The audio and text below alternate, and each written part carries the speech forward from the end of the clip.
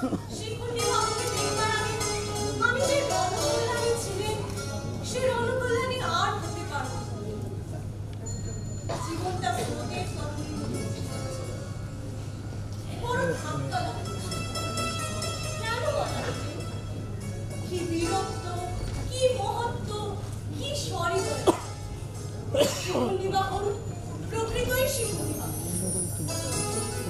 তবে কি আমি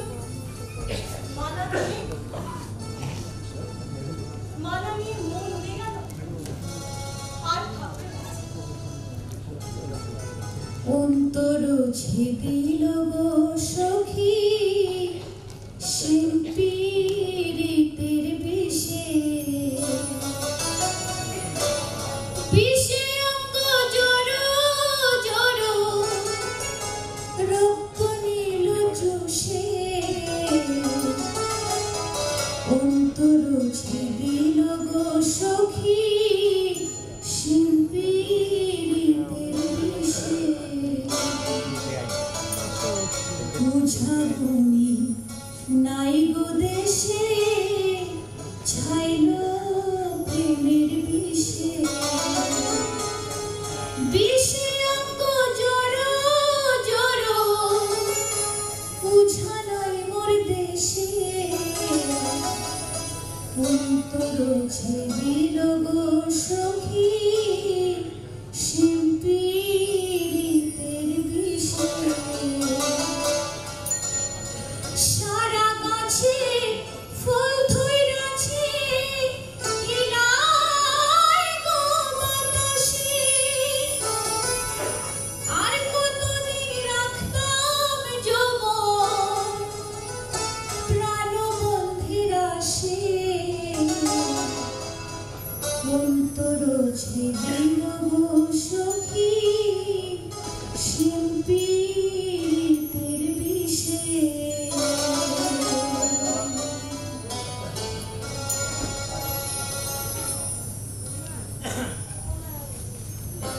বৃন্দাবন স্বামী তোমার মঙ্গল করে বৈষ্ণবী বেশে এসেছে মেয়েরা দেখলে বলবে কি বলবে ছোটবেলা কে কিনেছে সমাচার কি ওখানেও আগুন লেগেছে ওদিকে খাল দিয়ে ধুয়ে হয়েছে খাল খালে কিসে রণকল্যাণীর নয়ন পাবে রণকল্যাণীর কমল মালা অবিরল গণদেশের দিয়ে বসে আছে রণকল্যাণীর জীবন সার্থক রাজবংশের জন্ম নয় বলে আশঙ্কা হয় রাজবংশের সৃষ্টিকর্তার মুখে এইরূপ কথা মানায় না ও রণকল্যাণীর সম্প্রীতির জন্য একখানি পুস্তক দিয়েছে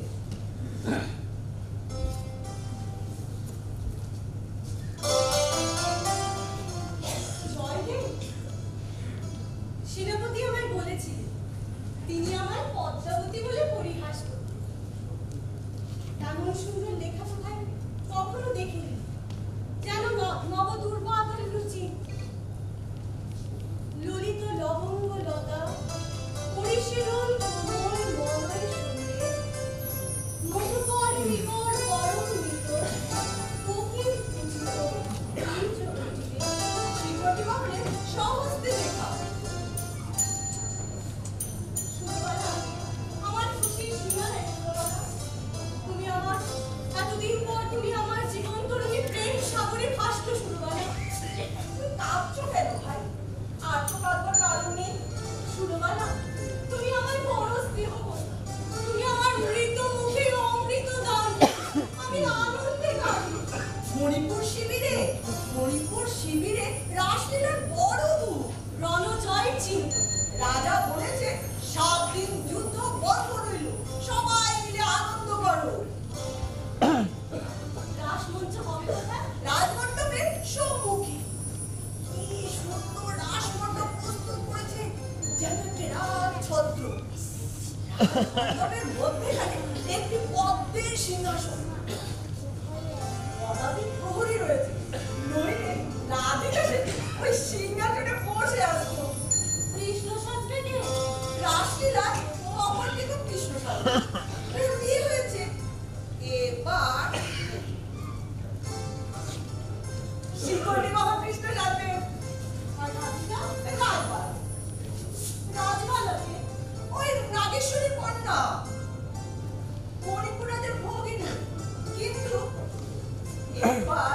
তিনিও রাজি নন। কেন? ওই শিখর বিবাহ কৃষ্ণ জন্মে বলে সুরবালা, শিখর বিবাহকে না দেখে আমি কি আর বাঁচি না? আর চলো না আমরা রাত্রিটা দেখতে চাই। এখন সন্ধে হয়নি,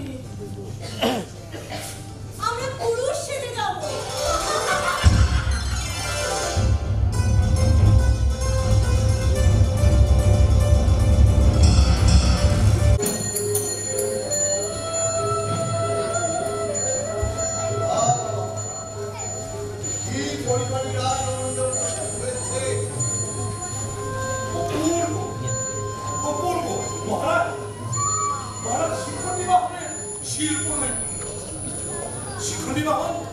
আগে কিন্তু রাস্তায় আমোদ করতেন না, কিন্তু এবার তার সে ভাব নেই। মন আনন্দে পরিপূর্ণ, আর রাস্তাটা সুসম্পন্ন করবার জন্য বিশেষ যত্নবান। কেন এত বড় ভয়ঙ্কর সমরে জয়লাভ করে তার প্রফুল্লতা হওয়াই তো স্বাভাবিক। সকলেই প্রফুল্ল হয়েছে। আমার হৃদয় এখনো সম্পূর্ণ প্রফুল্ল হয় নাই। যেদিন শিখর বিবাহকে রাজার সিংহাসনে প্রবেশন করাবো, সেই দিনই আমার হৃদয় সম্পূর্ণ প্রফুল্ল হবে। এবং তখন নিজের আত্মবালিকা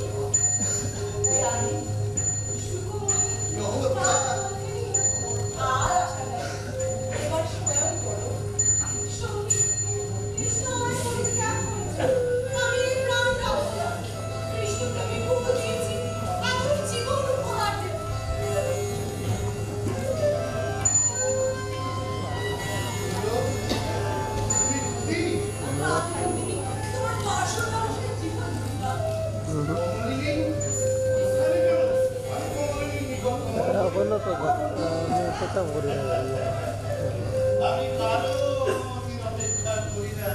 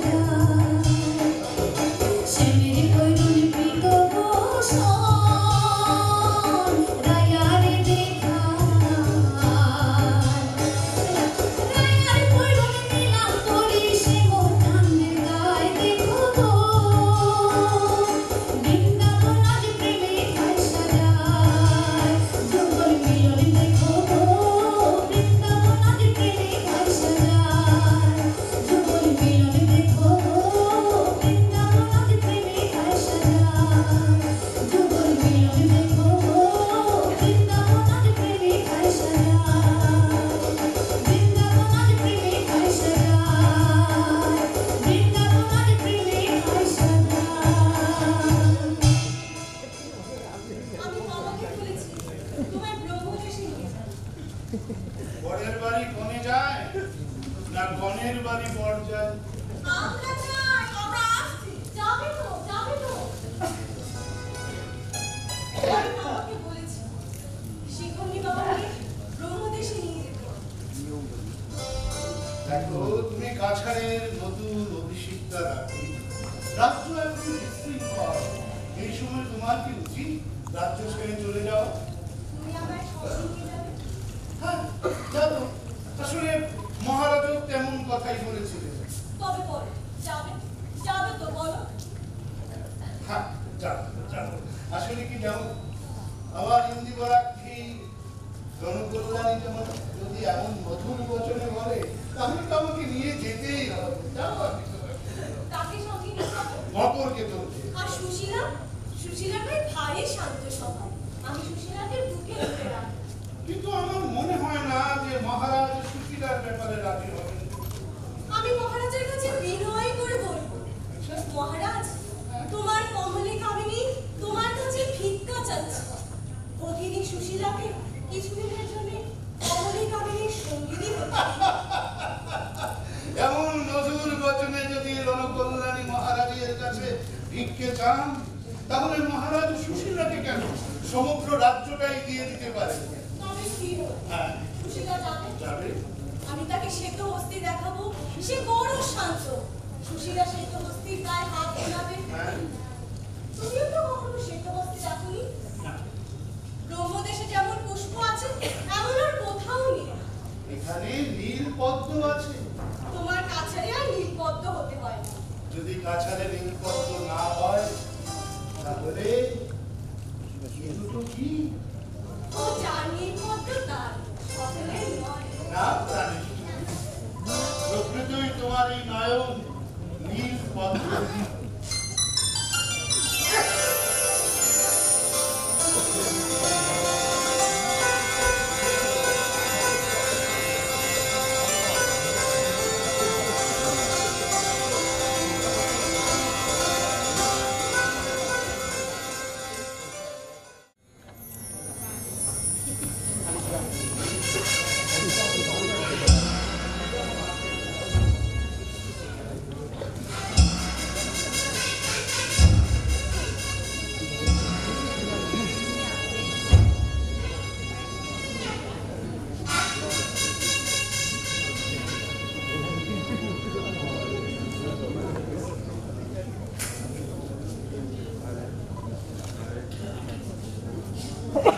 মহারাজ, আমি এই পরাজয়ে জয়লাভ করেছি। এই লড়াইয়ে বীর শিখণ্ডী বাহনের অকৃত্রিম প্রণয় লাভ হয়েছে। বীর শিখণ্ডী বাহনের সুমধুর স্বভাব সম্বন্ধে তিনি অবগত আছেন। তিনি নিশ্চয়ই স্বীকার করবেন যে শিখণ্ডী বাহনের প্রণয়ের সঙ্গে একটা রাজত্বের বিনিময় মোটেই পরাজয় নয়। শিখণ্ডী বাহন তোমার প্রধান শত্রু। শিখণ্ডী বাহন তোমাকে রণে পরাজিত করে শত্রু শিবিরে বন্দী করে রেখেছিলেন। তোমার মুখে যখন শিখণ্ডী বাহনের এমন প্রশংসা, তখন শিখণ্ডী বাহন প্রকৃতই শিখণ্ডী বাহন। মহারাজ, শিখণ্ডী বাহনের মহত্বে মুক্ত হয়ে তো আপনি অবিবাদে কাছাড় রাজত্ব শিখণ্ডী বাহনকে প্রদান করতে সম্মত হয়েছেন। এই মুহূর্তে রণরাগী হয় মহারাজ মহোদয়, আপনার সম্মান এবং স্নেহ গর্ব অবমানে আমি তার বর্ণায় অনুগৃহীত এবং সম্পৃক্ত হয়েছি। আপনি আমাকে যাবজ্জীবন কৃতজ্ঞতা পাঠে আবদ্ধ করেছেন। আপনার আপত্তি অতীব অনুকূল। শিখণ্ডী বাহনের জন্ম সম্বন্ধে আমার বাং নিষ্পত্তি নাই, কিন্তু আমার অনেক বক্তব্য আছে। পুরা ঠাকুরানী এখানেই আগমন করবে। এই সোনার গরুটি কোথায়? তা ঠিক জানি না, একটু শুনেছি ওটাটি নষ্ট হয়ে যাবে। একবার সেই কৌটোটি আমি পাই, আর সেই কৌটোর ভেতরে মণিপুর রাজবংশের শ্রেষ্ঠ কীর্তি গজমতি মালা পাই, তারপরে আমার আর কোনো সন্দেহ থাকে না। মহারাজের সকল কথা আমার ঠিক বোধগম্য হচ্ছে না। মহারাজ মহারাজ মহারাজ সকলেই অবগত আছেন যে আমার জ্যেষ্ঠ মহিষীর গর্ভজাত পুত্র সতীকাগার থেকে অপহৃত হয় এবং ভুলে যায় সেই অপহরণের মূল। পৃথ্বীরাজ বর্তমানেও জীবিত। আমার আজ্ঞা অনুসারে মণিপুরের শান্তি রক্ষক সেই ভূমিকার নিকট সকল বৃত্তান্ত অবগত হয়ে লিপিবদ্ধ করে এখানে পাঠিয়েছে। সে লিপি কই? আগে আমার নিকটে। সবার সমক্ষে পাঠ করো। জি আসে।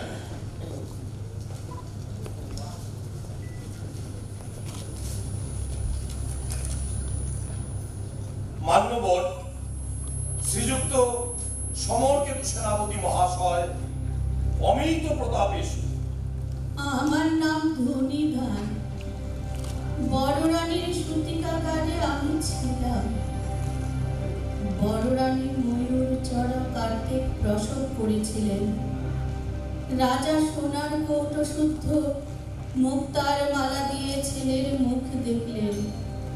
হিংসুটে পুরো নষ্ট লোক আমাকে সোনার 7 নড়ি দিয়ে বললে, সোনার কৌটো শুদ্ধ ছেলে জলে ফেলে দিয়ে আয়।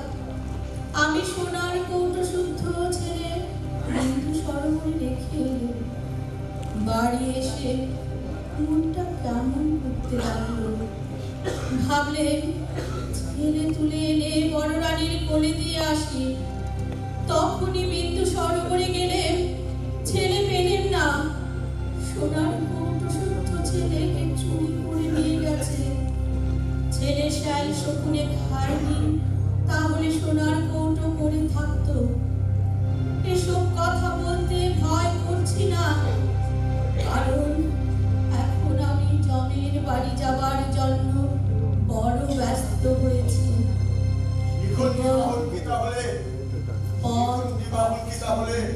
ওই ত্রিপুরা ঠাকুরানীর গর্ভজাত পুত্র। সে কথা আপনি তাকে জিজ্ঞেস করলেই ভালো হয়। শিখণ্ডী বাহন ত্রিপুরা ঠাকুরানীর গর্ভজাত পুত্র নন। ত্রিপুরা ঠাকুরানী বিধবা হয়ে 5 বছর কাল মণিপুরে ছিলেন। তখন তার কোনো সন্তান ছিল না। 5 বছর পর তিনি তীর্থগমন করলেন। 5 বছর পর তিনি প্রত্যাগমন করলে দেখা গেল তালনকে শিখণ্ডী বাহন পুত্র রূপে শোভাচ্ছেন। তখন শিখণ্ডী বাহনের নাম শিখণ্ডী বাহন ছিল না। ত্রিপুরা ঠাকুরানী শিখণ্ডী বাহনকে উড়ানচন্দ্র বলে ডাকতেন। আমার কাছে যখন একদিন ত্রিপুরা ঠাকুরানী উড়ানচন্দ্রকে শিক্ষা নিমিত্ত নিয়ে এলেন, আমি তখন তার কার্তিকের মতো রূপ এবং সাহস দেখে মোহিত হই এবং উড়ানচন্দ্র নাম পরিবর্তন করে তার নাম দিলাম শিখণ্ডী বাহন। ত্রিপুরা ঠাকুরের বিপস্থিতা জিজ্ঞাসা করুন। আসুন আসুন মা, আসুন। মা, আপনি সভা মণ্ডপে উপস্থিত আছেন। মণিপুর মহেশ্বর এবং ব্রহ্মাদেশ আদিগুলির অবস্থানে এই সভা অমরাবতী সভা আছে। মা, এই মহারাজ দ্বয়ের সম্মুখে আপনি কর্মসাক্ষী করে সত্য কথা ব্যক্ত করুন। শিখণ্ডী বাহন আপনার গর্ভজাত পুত্র। আর যদি না হয় তাহলে কি প্রকারে তাকে প্রাপ্ত হয়েছিলেন সেটা অনুমতি বর্ণনা করুন। আমি চির দুঃখিনী। আমি বড় আশা রয়েছি শিখণ্ডী বাহনের বিয়ে দিয়ে বউ নিয়ে ঘর করবো। আমি শিখণ্ডী বাহনের বিয়ে দেবার কত চেষ্টা করলাম, একটি পাত্রীও তো মনোনীত হলো না। মা, আমি যদি আপনার গর্ভজাত পুত্র না হই তাহলে তাহলে সংসারের সমস্যাটা কি? আমি আপনার যে পুত্র সেই পুত্রই থাকবো। মা, আমি স্বীয় বাহু বলে কাছাড় রাজ্য লাভ করেছি। আমি সেই রাজ্যে আপনাকে রাজমাতা হিসেবে বসিয়ে বাবা, বাবা তোমার মুখে মিষ্টি কথা শুনলে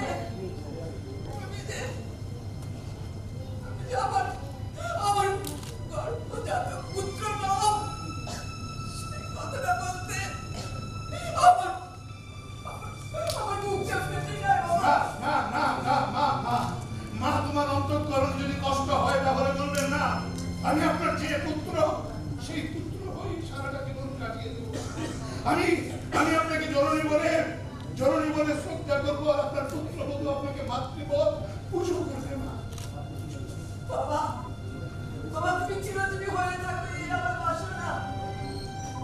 আমি তোমার মৃত্যু সময় মুখ দেখলে আমার জীবন সার্থক। মরণকালে তোমার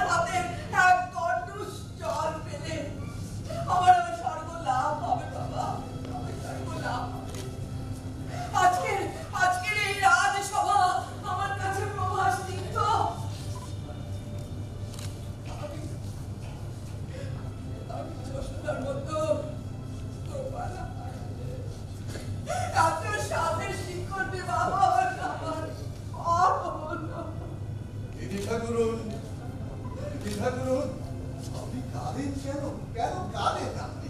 এই সভাকক্ষে আপনি সব কিছু প্রকাশ করে বলুন।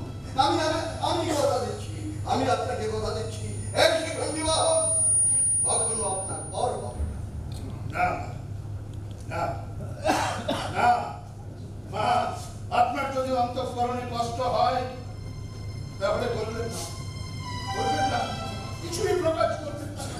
আমার মনে কষ্ট হওয়ার সম্ভাবনা, কিন্তু সকল কথা প্রকাশ করে বললে তোমার মুখ উজ্জ্বল হবে। আমি মহারাজের কাছে সমস্ত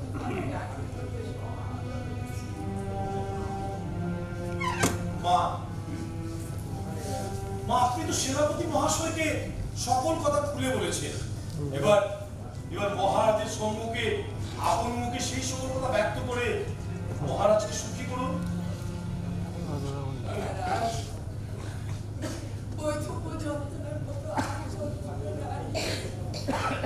আমি বিধবা হয়ে 5 বছর পর্যন্ত বিছানায় শয্যা করেছিলাম। আমি কারো মেয়ের বাড়ি যেতাম না, কারো কথা দিতাম না। এইভাবে বিছানায় থাকতে থাকতে একদিন স্থির করলাম তীর্থযাত্রায় চলে যাবো। একদিন মধ্যরাত্রে একটা মিনিট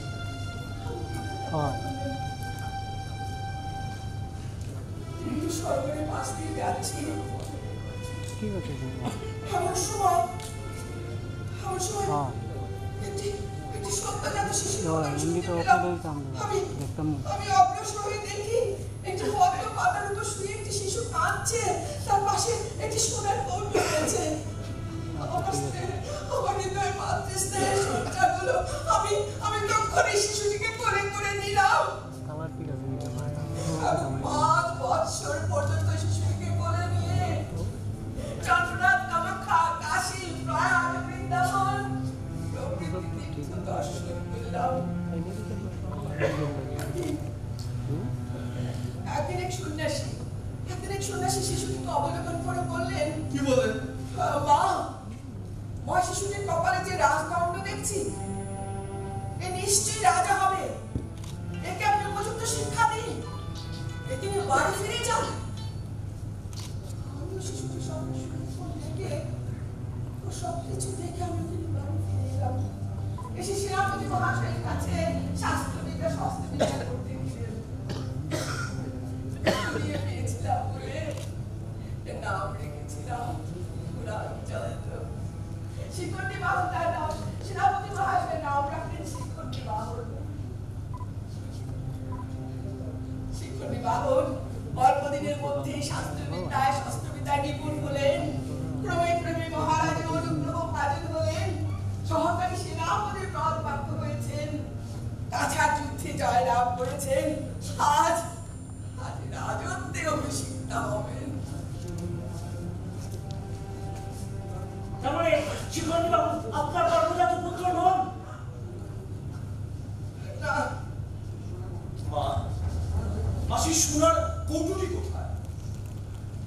কত চেষ্টা করলাম সোনার কৌটোটি খোলা, কিন্তু পারলাম না। খোলা যায় না। ভেবেছিলাম শিখণ্ডী বাহনের বউকে যৌতুক দেব। এনেছেন তো? এই তো আমার কাছে আছে। দিন, ওনাকে দিন, আমাকে দিন। এই তো সেই কৌটো, এই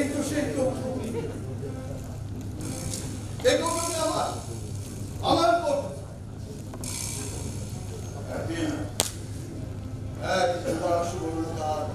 দার্শীয় শিল্প নৈপুণ্য দেখাবার জন্য আমাকে এই কৌটোটি প্রস্তুত করে দেয়। আমি তাকে সহস্র মুদ্রা পারিতোষিক এই কৌটোর কোনো চাবি নেই, কিন্তু যে জানে সেই কৌটো করতে পারে। রাজবংশের শ্রেষ্ঠ কীর্তি গজমতি মালা, এই গজমতি মালা এই কৌটোয় পুরে আমি সূতিকাগারে আমার রানীর নিকট পাঠিয়ে দিই।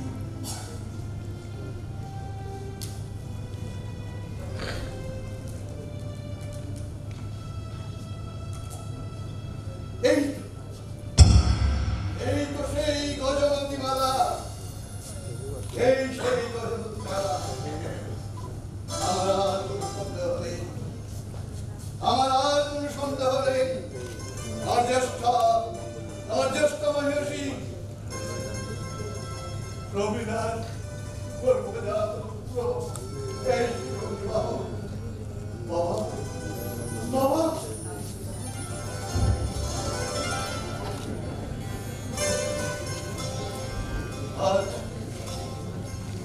আজ যদি তুমি না জীবিত থাকতেন, আমার শিশু বিবাহের মুখ দেখে জীবন ধন্য করতেন।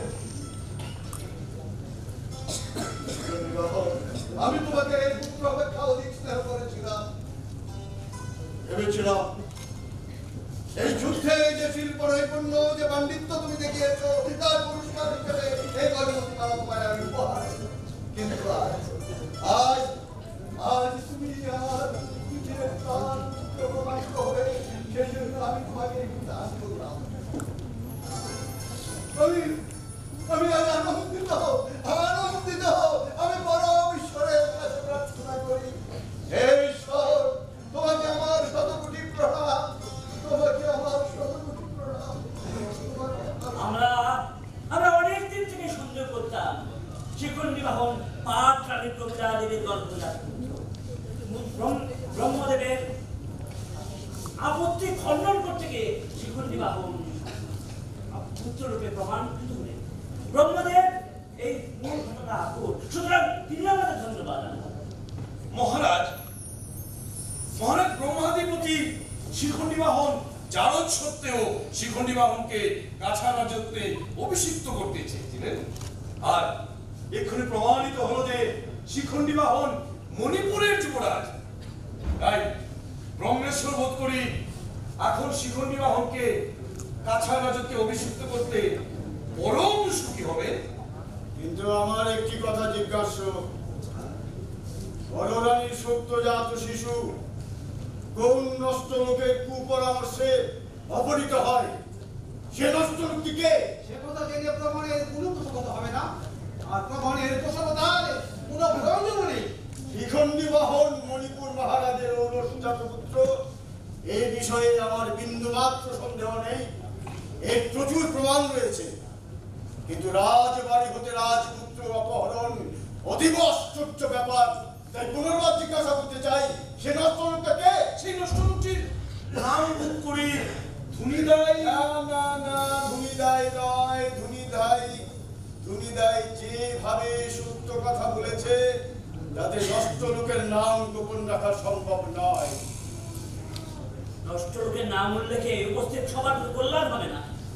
নষ্ট লোক কিন্তু কার কারণে ব্যথার সঞ্চার হতে পারে। মহারাজ জানেন কি না? আপনার মদন অতিশয় বিরস হলো। মার্জনা করবেন আমি প্রশ্ন রহিত করলে। মণিপুর মহারাজ বিলক্ষণ জ্ঞাত আছেন। নষ্ট লোকটাকে কলঙ্কের ভয় বলতে সাহস করছেন না। ভগবানকে কেমন কথা না বলতে পারো না? রাজায় রাজায় কথা হচ্ছে, তোমার বক্তব্যের কি প্রয়োজন? প্রয়োজন পাপের প্রায়শ্চিত্তে। ওই নষ্ট লোক মণিপুর মহারাজের কনিষ্ঠ মহিষী গান্ধারী, মকর কেতনের পাপীয়সী জননী।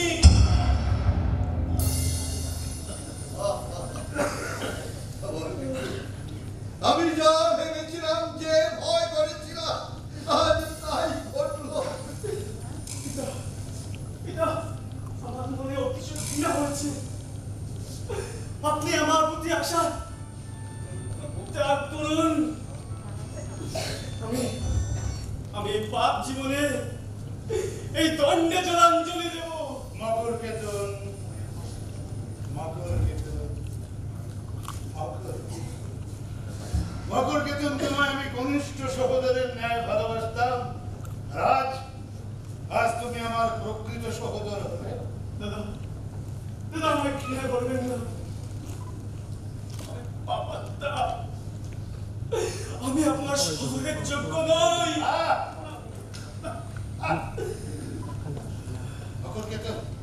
মকরকেতন, তুমি রাজা হলে আমি যতটা খুশি হব, আমি রাজা হলে ততটা খুশি হব না মকরকেতন। দাদা দাদা আমার রাজ্যের কথা বলবেন না। আমি পাপাত্তা। মকরকেতন, আমার জননী। মকরকেতন, স্থির হও, স্থির। আজ তুমি আমার কথা অবহেলা করলে, অবজ্ঞা করলে।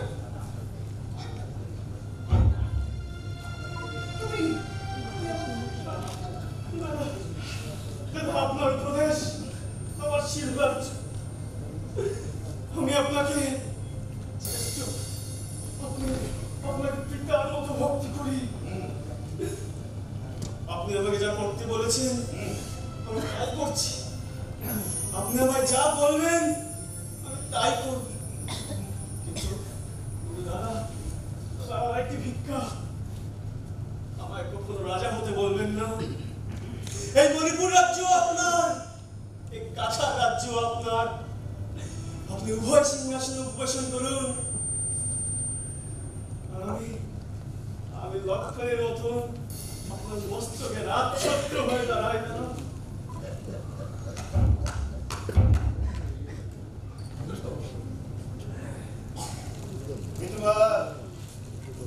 তোমার অতি উচ্চ অন্তঃকরণ।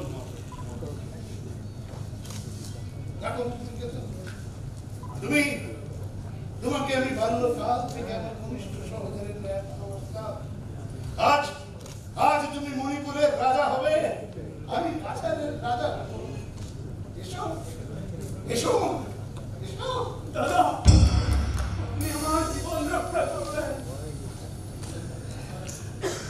মহারাজ বীরভূষণ, আপনি সন্ধ্যায় সকর্ণে শুনলেন।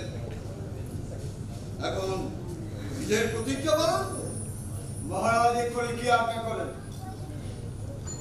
শিখন বিবাহকে কাছাড় রাজা করুন। না না, আমি জীবিত থাকতে এই মণিপুরের যুবরাজ কখনো কাছাড়ের রাজা হতে পারেন না। শিখণ্ডী বাহনকে কাছাড় অধিপতি করতে মহারাজের কি যথার্থই আমার সম্পূর্ণ অমত। আশ্চর্য আশ্চর্য! এইরকম নীতি বিরুদ্ধ, রাজনীতি বিরুদ্ধ কর্ম থেকে শিখন বিবাহ এখন চুপচাপ দাঁড়িয়ে। মহারাজ, পিতা, আমার মনে হচ্ছে যে মহারাজ আমাদের সবাইকে এখানে পেয়ে আমাদের সঙ্গে রসিকতা করছেন। মহারাজ কি আমাদের দাদর ভবনে পেয়ে অবজ্ঞা করছে? সম্মানের পাত্রকে কেউ কি অবজ্ঞা করে থাকে? তাহলে মণিপুরের যুবরাজকে কাছাড় সিংহাসনে সংস্থাপিত করতে সম্মতি দান করুন। না না না, আমার জীবিত থাকতে কখনো হবে না। তাহলে যুদ্ধ করুন। আমার এখানে সৈন্য সামন্ত কিছুই নেই। তাহলে করবেন কি?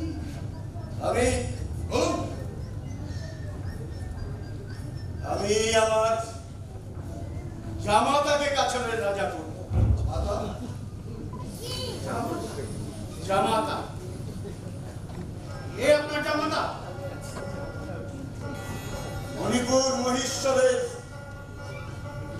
গৌরবজাত পুত্র শ্রীমান শিখণ্ডী বাহন।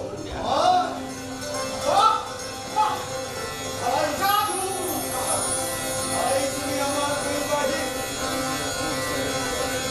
আমার কমলানী, আমার প্রমোদিতা বিহিতা জনকল্যাণী। শিখণ্ডী বাহন শাস্ত্রমত আমার এবং বিদুষীর সম্মুখীতে জনকল্যাণের পানি গ্রহণ করেছে। তুমি আমার সুখের সাগর উচ্ছ্বলিত করলে, আমার কমলে কামিনী ব্রহ্মদেশাধিপতির কবিতা, আমার কমলে কামিনী, আমার শিখণ্ডী বাহনের সঙ্গী, আমার কমলে কামিনী, আমার পুত্রবধূ। ভাই ভাই, একবার মাকে সবাই এমন করো, মায়ের মুখ দর্শন করে জীবন ধন্য করো। আজ আমার সুখের প্রকাশটা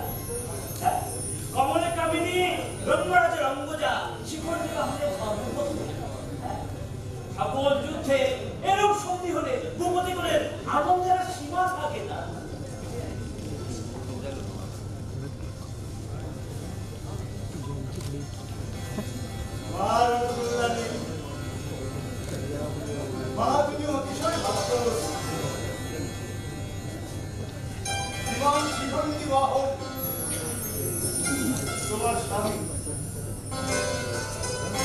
মণিপুর মহেশ্বর তোমার শ্বশুর।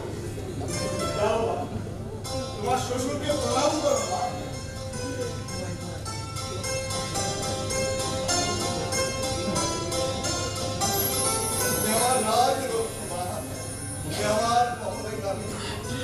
আজ তুমি আমার ভাগ্যের বসন্ত দ্বার এনে দিয়েছ। এই বৈবাহিক ভাষা তোমার হতে এই পূর্ণানন্দের উৎসব। এসো ভাই, এসো। জনকল্যাণী, ইনি আমার জননী, যাকে দেখবার জন্য তুমি আমার সঙ্গে গোপনে আসতে চেয়েছিলে। আমার জননীকে প্রণাম করো।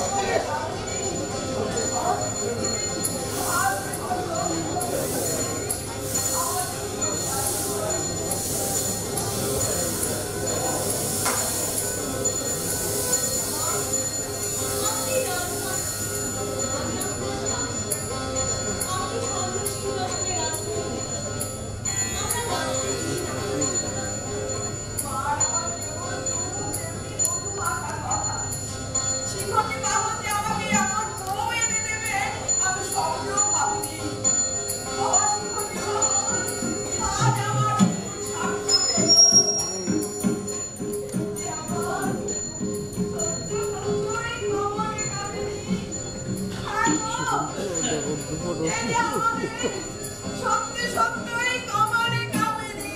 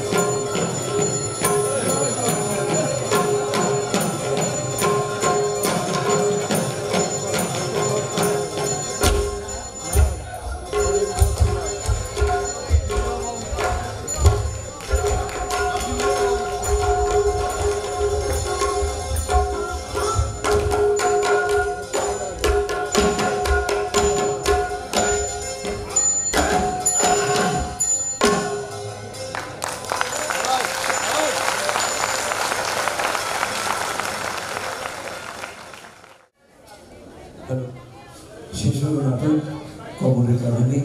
আমি শিল্পীদের সঙ্গে আপনাদের পরিচয় করে দিচ্ছি। প্রথমে দীনবন্ধু মিত্রের চরিত্রে যিনি অভিনয় করলেন আমাদের সবার প্রিয় সুব্রতদা, এই সমিতির সভাপতি সুব্রত ভট্টাচার্য। রাজা, মণিপুরের রাজা আশিস ভৌমিক, সর্বেশ্বর সার্বভৌম মণিপুরের সভাপণ্ডিত চিত্রভানু ভৌমিক, মণিপুরের মন্ত্রী শশাঙ্ক শেখর, বিভাস রায়, মণিপুরের সেনাপতি সমর কেতু, রণধীর চক্রবর্তী, মণিপুরের সহকারী সেনাপতি শিখণ্ডী বাহন সুব্রত রায়, মণিপুরের যুবরাজ মকর কেতু, বিলব্রত চক্রবর্তী, ব্রহ্মদেশের রাজা বীরভূষণ প্রদীপ দাস, ব্রহ্মদেশের সেনাপতি জয়ন্ত দাস,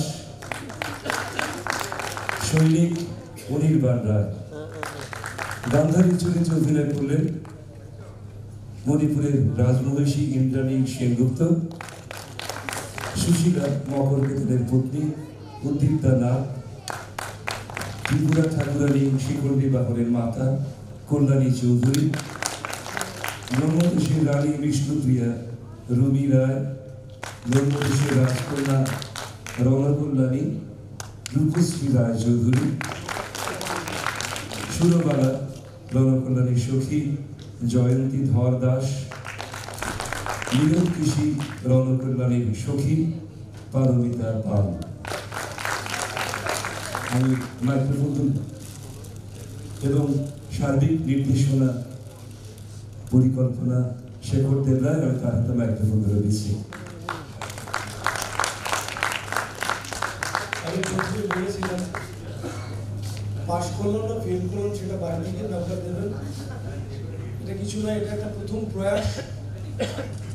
প্রথম প্রয়াসের অনেক ভুল হতেই পারে, কিন্তু আমাদের আবেগের দিক থেকে, শ্রদ্ধার দিক থেকে, দায়বদ্ধতার দিক থেকে আমরা কোনোভাবেই আমাদের এই শিল্পীরা কেউ কোনো খামতি রাখেননি। আমি অত্যন্ত গর্বিত যে আমাদের সিনিয়র যারা আছেন, আশিস দা, বাবুদা, তপনদা, বাবুদা, তাদের কাছে আমি অত্যন্ত ভাবে বলছি যে এত প্রাণ ঢেলে করেছেন। ঝুমুদা, সেই সঙ্গে আমার নতুন প্রজন্ম বীরব্রত, সেই সঙ্গে নতুন নতুন ছেলেরা দেখছেন, এবং যে পরীক্ষাই বলুন আর নিরীক্ষাই বলুন, এই যে সমর, ও অক্লান্ত পরিশ্রম করেছে আমার এই টিমটার সাথে, পুরো সেট ডিজাইনিং সঙ্গে আমার এই কস্টিউম ডিজাইনিং, ওর সঙ্গে আমার আরেক ছোট কাকু আঙ্কেল, আর আমাদের তো কানাই আছে, মালাকারদা আছে, মুন্না আছে, আমাদের চন্দ্রা আছে। আসলে আমরা সবাই মিলে একটা প্রয়াস করেছিলাম। সেই প্রয়াসে কতটুকু সার্থক হয়েছে সেটা ইতিহাস বিচার করবে, সময় বিচার করবে। 143 বছর আমাদেরকে ধৈর্য ধরে থাকতে হয়েছে, সেটা কি কম বড় প্রয়াস? যাই হোক, আমি আবার বরাক উপত্যকা বঙ্গ সাহিত্য সম্মিলনীর কাছে কৃতজ্ঞ, অর্থাৎ শিলচরের নাট্যকর্মীদের তরফ থেকে তথা বরাক উপত্যকার নাট্যকর্মীদের তরফ থেকে, যে আপনারা আমাদেরকে এই বিশ্বাসটুকু করেছেন যে আমরা সবাই মিলে সুরমা এবং শ্রীভূমি পত্রিকার এই শতবর্ষের আঙিনায় দাঁড়িয়ে যাতে এই নাটকটা করতে পারি। আমি প্রথমেই বলেছিলাম যে লেগেসি, অর্থাৎ আমাদের শিকড়ের সন্ধানে আমরা যেভাবে এগিয়ে যেতে চাই, এই নাটকটা কিন্তু ওইভাবেই আমাদের মনের কথা বলে। আমি আপনাদেরকে আবারও ধন্যবাদ এবং আন্তরিক শুভেচ্ছা জানাচ্ছি। সমস্ত শিলচর তথা বরাক উপত্যকার নাট্যকর্মীদের তরফ থেকে আপনারা আমাদেরকে আশীর্বাদ করুন, আমাদেরকে সহযোগিতা করবেন। হয়তো আগামীতে আমাদের মধ্যে থেকে আরো যারা নাট্যকর্মীরা আছেন এইভাবে আপনাদের সামনে আরো একটা নাটক উপহার দেবে। আমরা সবাই মিলে চেষ্টা করেছি, সেই চেষ্টাটাই যদি আপনাদের সামনে থাকে, এটাই আমাদের কাছে সবচেয়ে বড় পাওনা। অনেক অনেক ধন্যবাদ, অনেক অনেক ধন্যবাদ।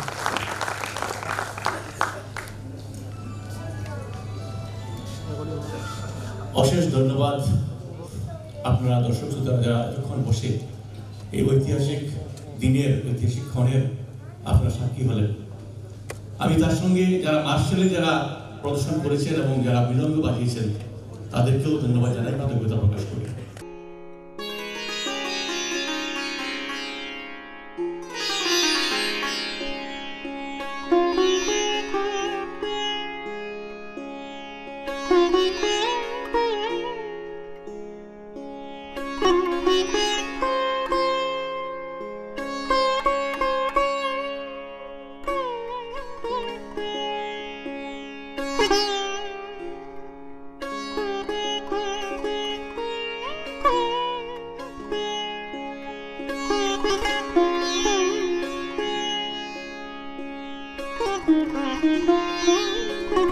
Thank you.